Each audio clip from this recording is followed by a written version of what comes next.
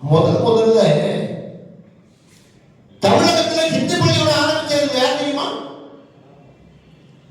இவன் ராமசாமி பெரியா ஹிந்தி வேணும்னு சொல்லி ஏதோ மக்கள்லாம் கேம்புக்கு வந்தாங்களா ஒரு 53 பேர். அவர் வீட்டில் வச்சு 30 நாள் ஹிந்தி படிச்சு கொடுக்க சொன்னாரா?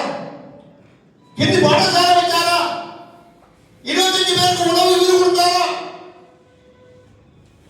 அப்படி ஹிந்தியை முதல்ல தமிழகத்தில் அறிமுகப்படுத்தினது யாருன்னு சொன்னா இந்த சொரிய அவங்க தமிழர்களை கேவலமா பேசுறான். அவரு பேசுறது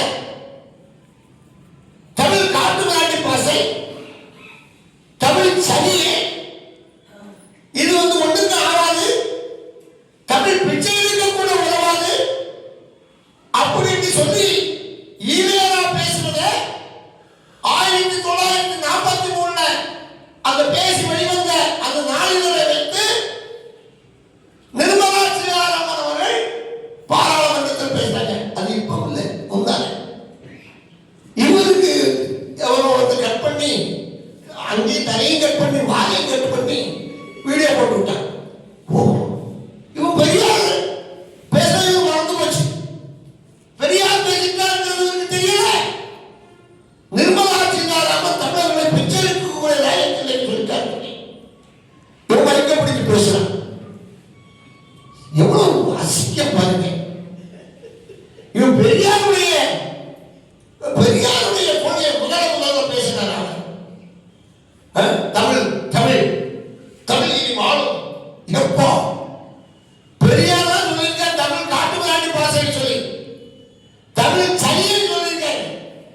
இதெல்லாம் பெரியார் சொன்னார். பெரியார் சொன்னார் என்பதை சீமான் விடாவாரியா சொன்னார்.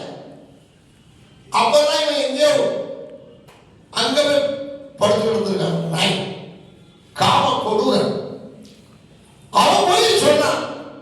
இப்ப தமிழர்களுக்கு நல்ல மரியாதை கிடைச்சிருக்கியா பாராளுமன்றத்தில்? மொழிக்கு அவனுக்கு சம்பந்தம் இருக்கா? பேச்சுக்கு அவனுக்கு சம்பந்தம் இருக்கா?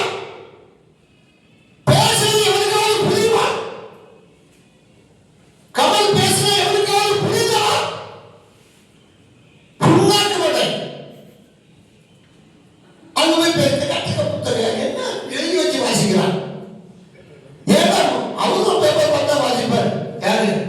ஆமா, அவங்க தான் பேப்பர் கொடுத்து எவ்வளவு பெரிய அசிங்கம் பாருங்க.